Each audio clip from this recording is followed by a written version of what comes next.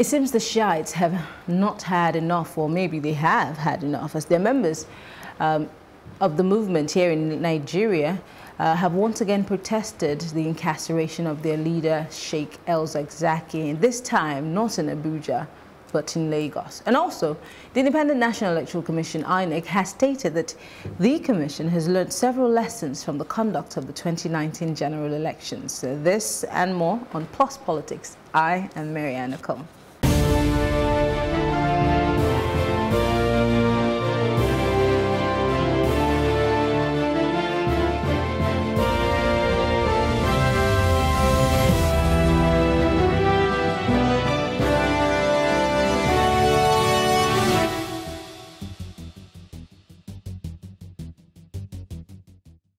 Members of the Islamic movement in Nigeria, also known as Shiites, have taken to the streets to protest the incarceration of their leader, Sheikh Zakzaky. Now, this time, the protest held in Lagos and Abuja simultaneously.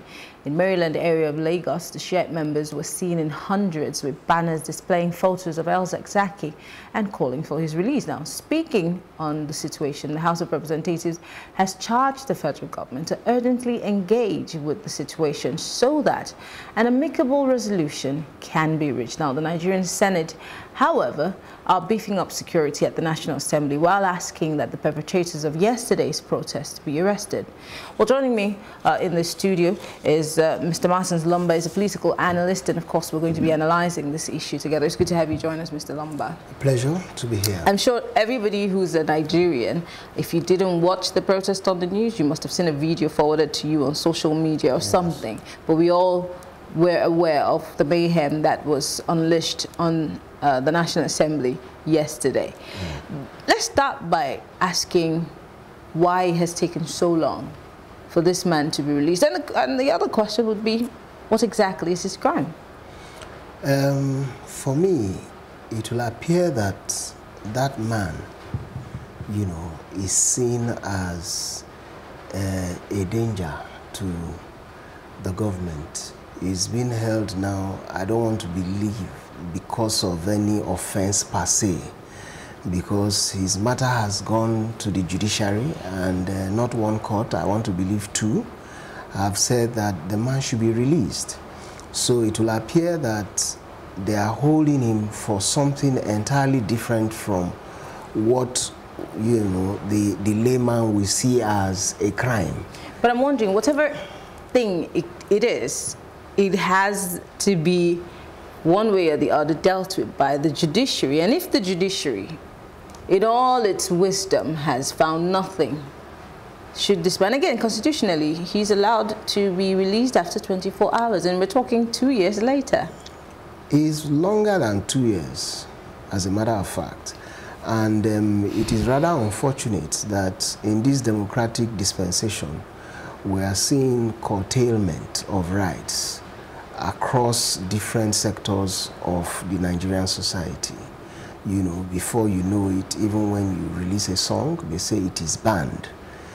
Even when you make a media report, they say that you have infringed on certain, you know, standards and all of that. It will appear that the powers that be are really not comfortable with opposition elements, and that cannot really sit right in a democracy, and we need to really interrogate, you know, I'm just wondering, Zakzaky again. No, I'm he's not necessarily opposition, is he? I mean, he's just it will appear that, no, you know that the way these things work, denominations in religious, you know, belief systems, within the Christendom, you talk of Orthodox churches, you talk of Pentecostal movement, you talk of white garment churches. In the Islamic fold also, you have, they talk about Sunnis, they talk about Shiites. So to that extent, it will appear that those who are in power, a good number of them, or practically all of them that are Muslims, they belong to the Sunni fold, whereas Zakzaky is a Shiite. So perhaps that is one of the issues that we need to really interrogate. But I keep asking this question. The Sunnis and the Shiites, yes, we know that there's no love lost between them, but yes, it is not a national issue. Neither is it something, that's a personal issue. If we, for example, and I'm using these examples loosely here, for example, let's say the Anglicans or the Methodists, Lutherans or the Methodists might not necessarily agree with the celestial churches, but we're not taking them to court. We're not dragging anything.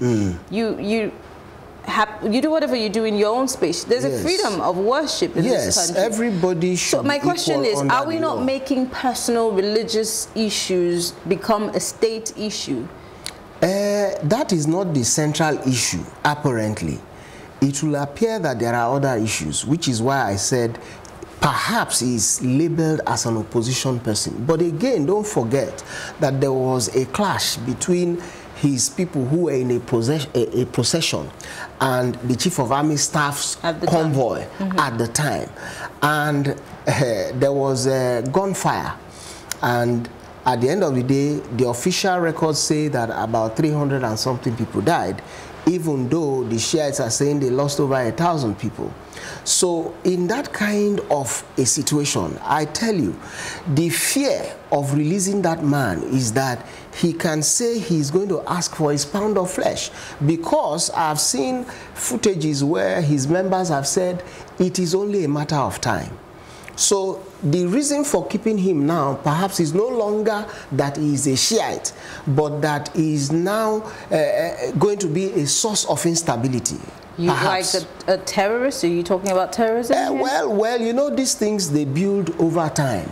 Keeping him by the day is what is going to provoke that instinct towards terrorism. Well, earlier on, one of our correspondents or our reporters, Mary Chinda, did go for that protest. Apparently, she covered it and she interviewed some people.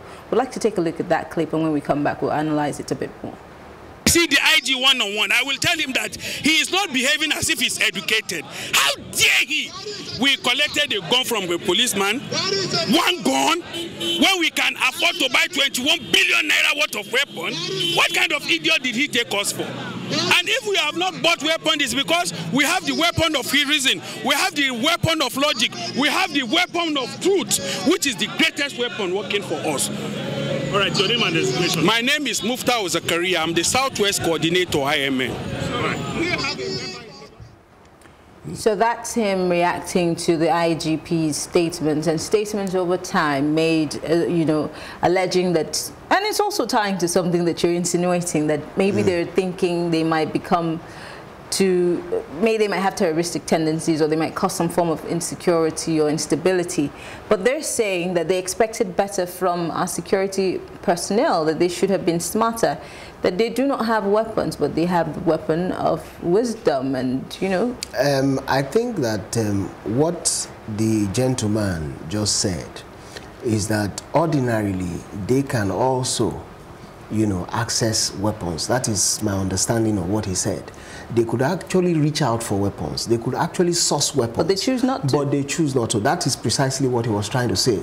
Meaning that if the state is going to use weapons against them, maybe in due time they will respond in their own coin. That's what that you is think. Precisely what But he's I was saying able to that they would have been more peaceful. In fact, that they've decided to choose peace and other means, which is the protest, and maybe dialogue if the federal government is open to it, other than being violent. Although that one way or the other also makes us, I mean, somewhat contradicts what happened in Abuja yesterday, because yesterday what happened in Abuja was really violent. It was violent, yes. And we still have clips of, you know. But again, one of the reports I read claimed that one of the security agencies, maybe a policeman, was in their midst, perhaps a mufti, I wouldn't know.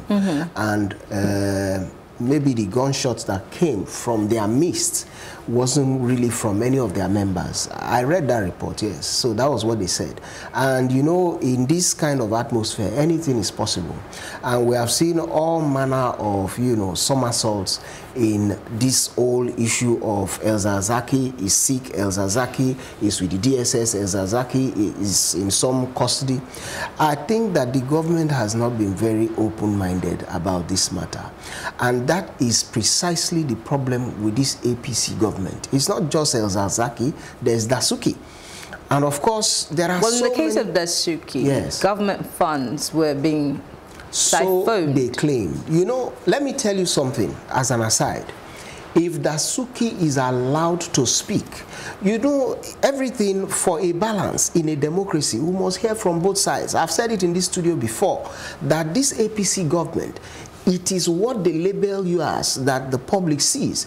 They will never give whoever it is that they take into custody that opportunity to defend himself, and it is unfortunate. And we must not, we must not accept that as a standard. Let's not forget that there's a PDP, a one-time PDP chairman, who's also facing trial for monies. And remember, PDP chairman or PDP secretary? Yes, secretary. Yes. Okay. There have been stories of, again, these stories are yet to be proven in a court. They have still been going to court on this issue, and I think that the court should decide. But in the case of Zakzaky, he has reached out to the ECOWAS court. He has reached out to The Hague. But how many countries take their financial crimes issues outside? It is simply because they are helpless. That is the problem.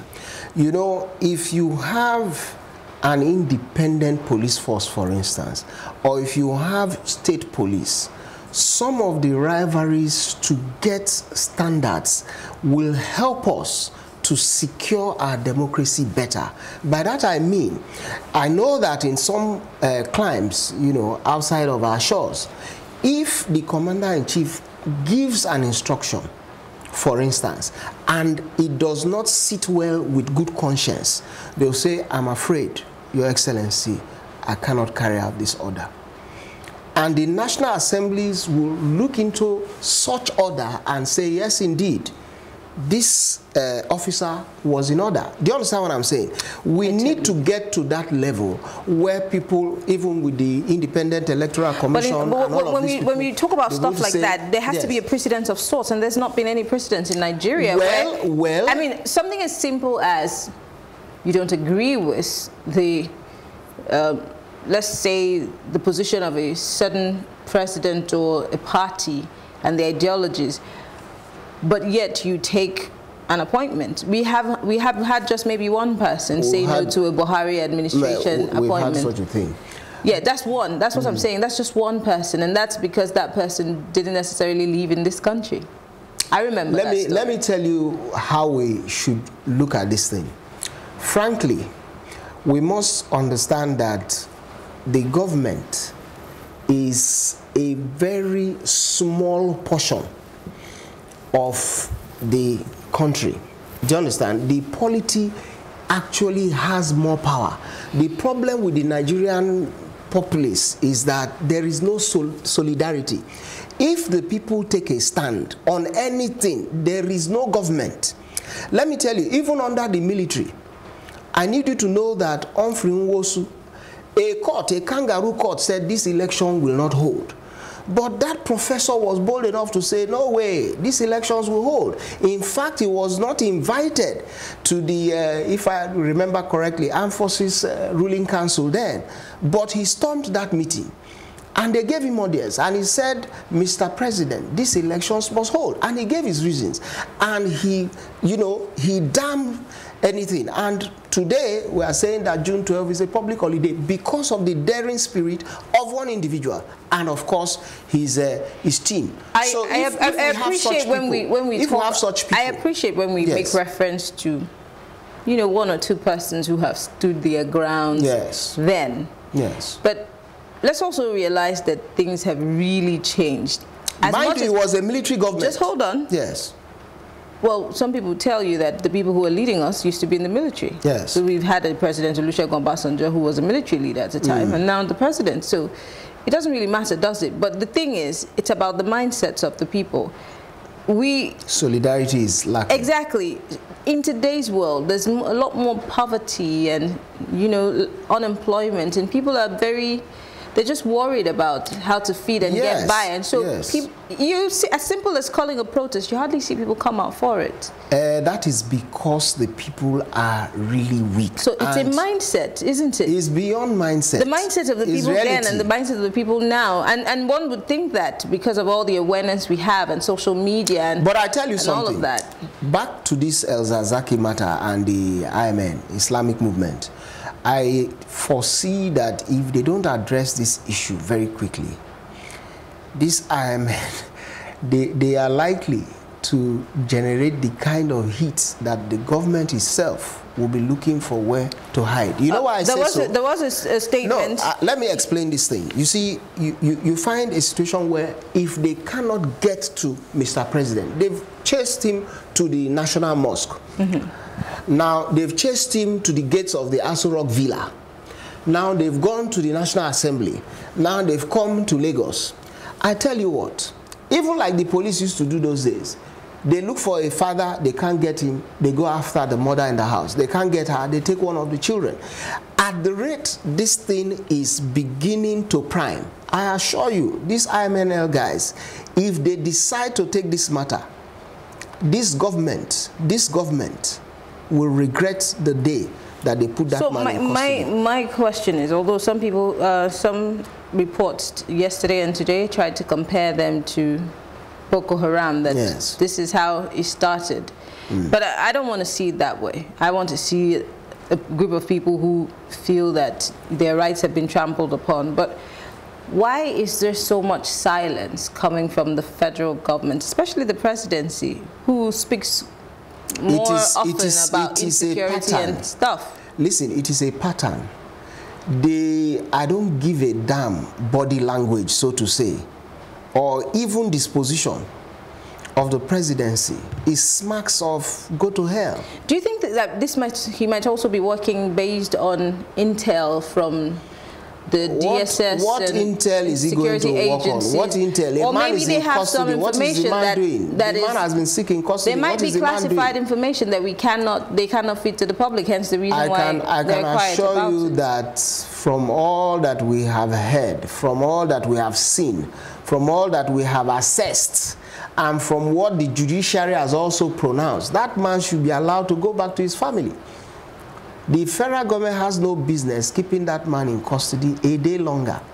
And I tell you, even now, if they release him, it is too late. By that I mean that, you know, what hurts a man, you know, usually is preceded by a spiritual unfoldment. Let me just use What does that mean? You see, this man is a religious leader.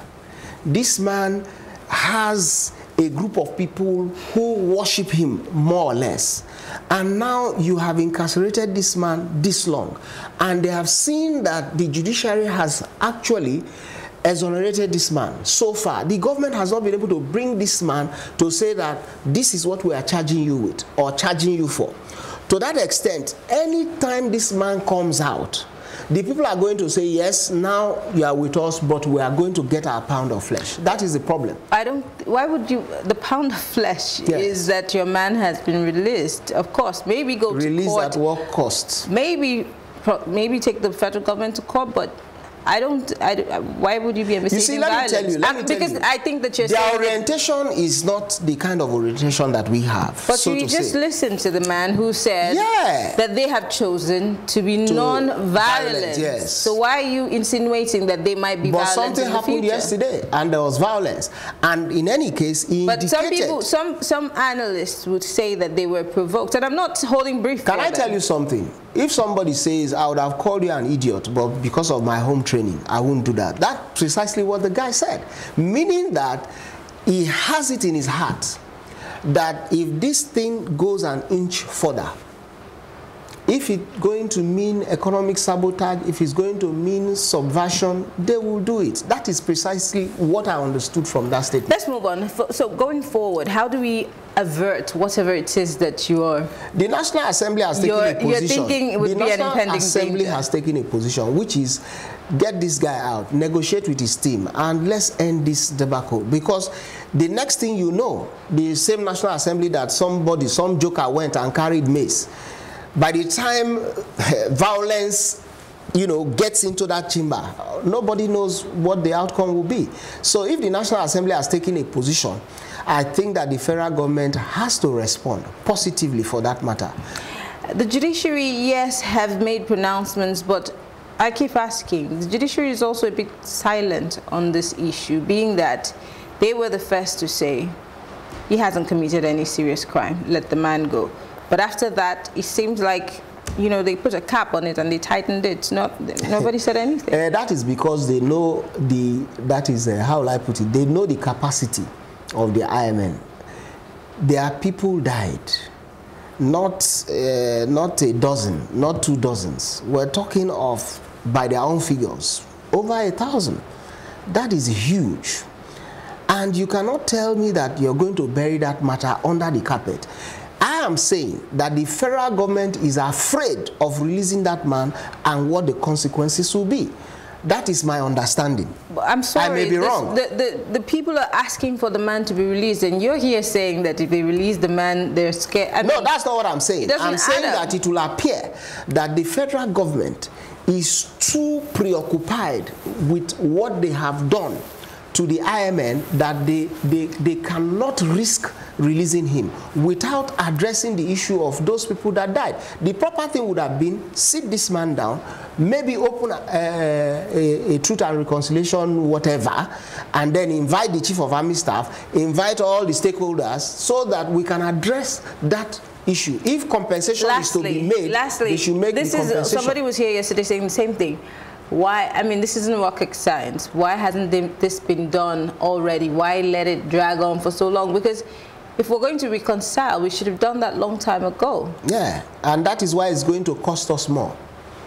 Well, we want to thank you, Mr. Martins Lumber, political analyst. We'll take a short break, and when we return, we'll be looking at INEC. Yes, INEC has said that they have learned a lot of lessons from the 2019 elections, but we'll get to find out what those lessons are. Stay with us.